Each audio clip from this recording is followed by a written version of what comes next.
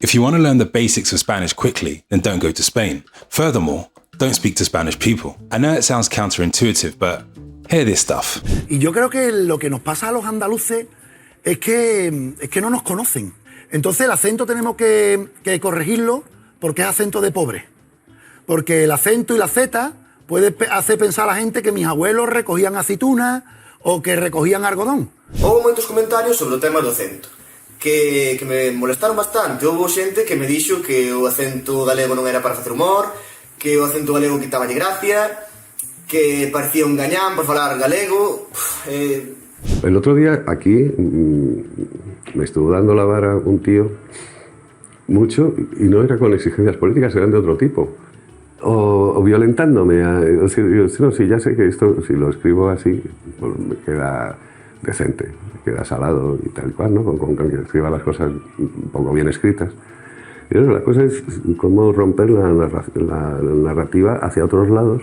If you're a beginner trying to grapple with the language, this is probably not the best place to start because the accents will throw you off. Luckily though, there are many places in the Spanish-speaking world where you can learn quickly. And this is because the accents and pronunciations are much easier to comprehend, especially if you're from an English-speaking country. With that being said, the first place on my list of best places to learn Spanish if you're a beginner is Medellín, Colombia.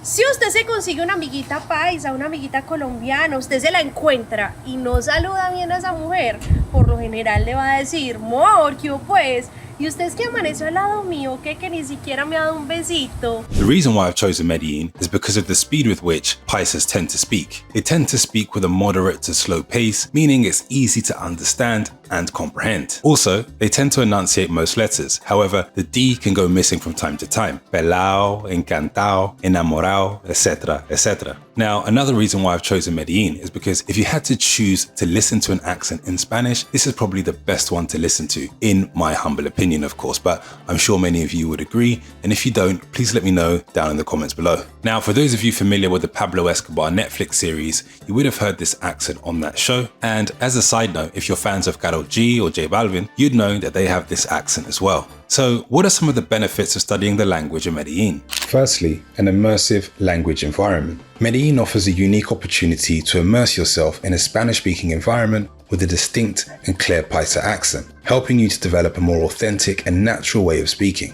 Being surrounded by native speakers accelerates learning, as you can practice in real-life, daily situations. Secondly, a cultural exchange. Medellín is known for its warm, friendly locals and rich cultural heritage. Now, engaging with the vibrant art scene, music, especially salsa and reggaeton, and Colombian traditions will provide an enriching experience, allowing you to gain cultural insights alongside language skills. Lastly, cost-effective learning. Compared to other major cities like London, New York or Toronto, Medellín offers lower cost of living, which makes it the perfect destination for extended language study on a budget. Moving on to the second place on my list, Mexico City.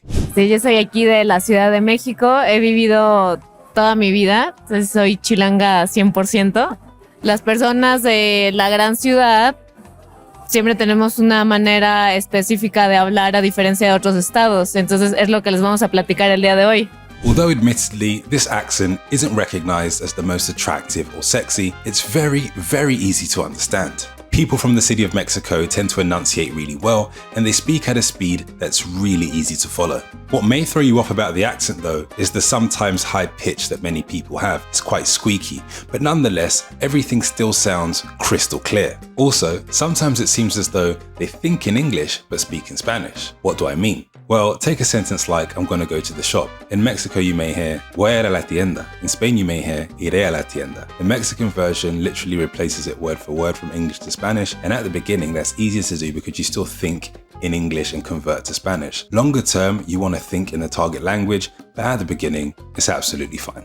Now, what are some of the benefits of studying in Mexico City? Firstly, an exposure to Mexican Spanish. Mexico City is the largest Spanish-speaking city in the world. The local accent is considered one of the most neutral in Spanish. This makes it easier for learners to understand and be understood across various Spanish-speaking countries. Secondly, cultural and historical richness. Mexico City is a hub of history, art, and culture, with countless museums, historic sites, and vibrant neighborhoods. Immersing yourself in this environment allows for practical language use in various cultural contexts, enhancing both your language skills and cultural understanding. The last benefit is networking opportunities. As a major global city, Mexico City attracts millions of people from all over the world. This diversity offers a chance to meet fellow learners, professionals, and locals who can provide valuable connections and opportunities for language practice. In Mexico City, you'll be sure to meet people from all over the Spanish-speaking world, from Argentina to Colombia, Panama, and Spain. Speaking of Spain, the third place on this list is actually in Spain. I know I said in the intro that you shouldn't go to Spain, but I was trolling just a bit. I needed a catchy hook in an intro, so I had to do it. Apologies, but it had to be done. In any case, the place I'm referring to is Alicante in Spain. It may come as a surprise, but just listen to how clean and crisp this accent can be. Hola Internacional, ¿cómo estás hoy? Yo estoy fenomenal y bueno, en el vídeo de hoy tengo a dos invitadas de lujo. Como ya sabes, España es un país muy grande, con mucha riqueza de gastronomía, mucha riqueza lingüística. Now, as you can hear, the accent is spoken at a good speed, which, as a beginner, will be key in your ability to adapt and understand what's being said. When first learning a language, you want to at least grasp some of what's being said, and a good speed of speech will only help with that. Something else to note is that the enunciation is pretty clean. The C, however, in the middle of words tends to be pronounced with a lisp or a th sound. Once you get used to it, it won't throw you off and it's pretty easy to comprehend, but at the beginning, this may throw you off. Así que, lo dicho, cuando se oye un acento es un signo de valentía. As I said before, pretty easy to understand, right? So, what are some of the benefits of studying in Alicante? Firstly, immersion in European Spanish. Alicante, located on Spain's Costa Blanca, offers the chance to learn Castilian Spanish, the standard dialect used in Spain and widely understood across the Spanish-speaking world. Secondly, a Mediterranean lifestyle and culture. Alicante is known for its relaxed Mediterranean lifestyle, beautiful beaches, and rich cultural heritage. And lastly, a large expat community. Generally speaking, in Alicante, you'll see expats and other folks who can speak English. So you're not so far in the deep where you may feel frustrated if nobody speaks English. Personally, I think it's best to be forced to speak Spanish the whole time so that you can learn quickly, but I get it. Sometimes you want to break away from learning for a moment or two and just speak your mother tongue. And there you have it, the top 3 places to learn Spanish if you're a beginner, in my humble opinion, of course. If you enjoyed this video, then go check out my other video where I teach you guys how to become fluent in Spanish at home by yourself in just 3 months. Don't forget to like, share, and subscribe for more language learning tips and tricks. I'll see you in the next one. Peace.